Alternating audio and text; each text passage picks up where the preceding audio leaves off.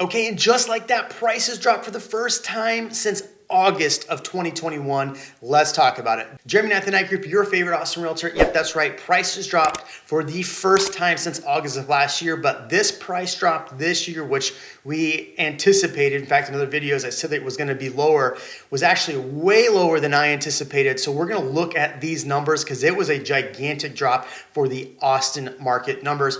Drop a comment below. I do want to hear from you. Are you seeing prices all around you dropping? If you're buying, is this time to get in and buy? Are you thinking about buying? Are you waiting? I want to hear from you on that. And if you're, selling, I want to hear your experience selling in the comments below. Just overall, drop a comment below. Oh, and if you haven't subscribed, I notice a lot of people watch this channel but don't subscribe. Shelly, Steve, it's time for you to subscribe. So subscribe, everybody. All right, here we go. So here's what's really interesting. If we look at last year's numbers, 2021, and the trends from 2019, I was already telling you that prepared this time of year, prices are going to drop. But this year's is really, really significant. So if we look at the price drop that was 2021, it went from 575 with a 1 month drop down to 540. If we look at this year, we went from 667 down to 615. That's like a $53,000 price drop in 1 month. It actually took us 2 months in 2021 to see a $50,000 drop, and that was the bottom. So is this the bottom of the drop? I still think that we're going to see prices drop one more month and get us back under that $600,000 mark for the Austin area. So stay tuned for that. I could be wrong. It could level off and come back up this month. But what we're seeing is a lot of new construction homes that have been under contract for months and months and months are closing, and they're closing for a lower price. We can look at that here in a minute, but that's what I've noticed. So let's look at the actual market numbers because this is pretty telling for this month. So in the MSA, we went from 550 down to 537. We're still 13% up. And if we look at the Austin numbers, Austin went down to 615, which is still 7% higher than last year. So when they put out these numbers, they don't do the month to month, they do the year over year. So it still looks great. In fact, all the articles are about how the Austin market's slowing and how great it is and it's normalizing. And there's a lot of channels out there that are taking this opportunity to say that this is the market crash. Well, we saw the same drop last year, not as severe, but we saw an even higher. If we look at the numbers right here, we saw an even higher month over month increase, because if you look at the highest increase from last year, it went 515 to 550. That's a pretty big price increase. But this year it went from 565 to 624. And a lot of that had to do with the amount of inventory. We talked about this at the beginning of the year over and over again. There wasn't very much inventory. So that caused prices to really jump.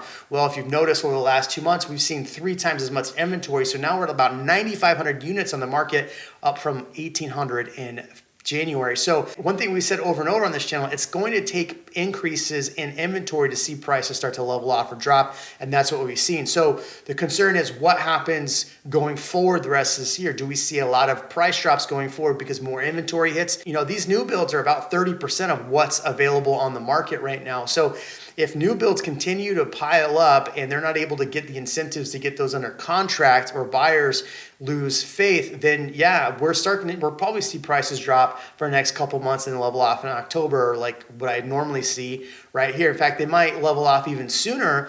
If you look at 2021, it leveled off and came back up in October, and same thing for 2019. It kind of came down about $1,000 and leveled off the rest of the year. So I'm imagining that we're going to see that leveling maybe a month sooner this time, maybe in September. So we'll see how that shakes out. But one thing that's really, really impressive about this, if we go back to 2019, same month, we had 985 closed units. And so this is something even we had an uneducated economist on, and the educated economist said, it sounds like you're going back to normal. Aha, right here. What I've been saying about 2019 is we're a lot closer to 2019, given the fact that demand's finally coming back down. Interest rates are higher than they were in 2019, but for a while they're about the same. But look right here, 1.9 months inventory for June 2019. This is the Austin numbers. 30 days on market, that came down. 985 closed units. Now the inventory is going to be a lot higher, but if we look at this month, we had 1,048 units. So if we look at the closing numbers, that's down from 2021, but compared to 2019, it's still higher than 2019's closings. Yes, prices are a lot higher. I get that. I see that. Yeah, days on market still about 13 days. In fact, this is showing it came down 2 days. I don't know about that, but pending sales is what came down 35% lower, and that's at a 1.8 month of inventory. Now, this is what I said was going to happen, is that we'll see a higher month of inventory. We saw that in June, and then if we look at the 2021 numbers, we were only at 0.6 months for the MSA, and we were about 0.7 months inventory last year. So that's why prices stayed so strong through July into August. And given the fact that we rose so much inventory in such a short time, giving us 1.8 month inventory, that's what really pushed down prices. Plus, all of the stuff with the interest rates definitely pushed down prices. So what you're really wanting to know though, what does this mean going forward? And so this is where things become pretty interesting. I think what we may see is that interest rates do cool off. Now you're gonna say, oh, but the Fed's gonna increase.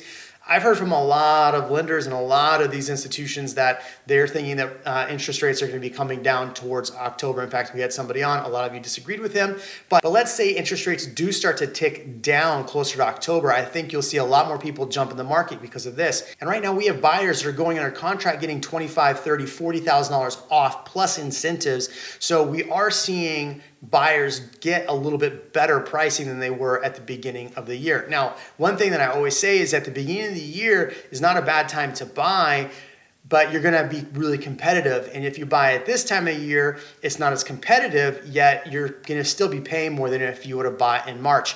Well, that's actually pretty interesting this year, because if we look at the trends right now, if we look at March of this year, March prices were at 624. This is the first time that I've seen prices come below the March numbers. In fact, if we look at last year, we didn't even come below the March numbers. So we could see numbers dropping even further into the 500s.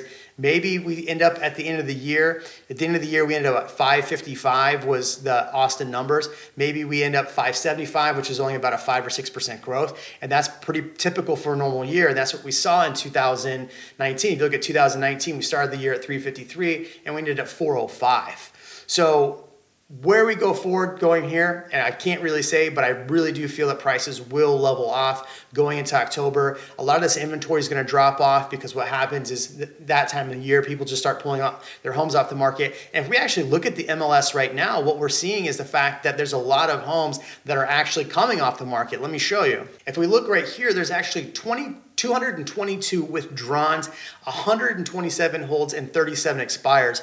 So that's a fair amount of homes that are starting to come off. And a lot of you realtors that spend a lot of time calling for sale by owners, expireds, withdrawns, you're back in business, because it's been a long time since we've seen these numbers.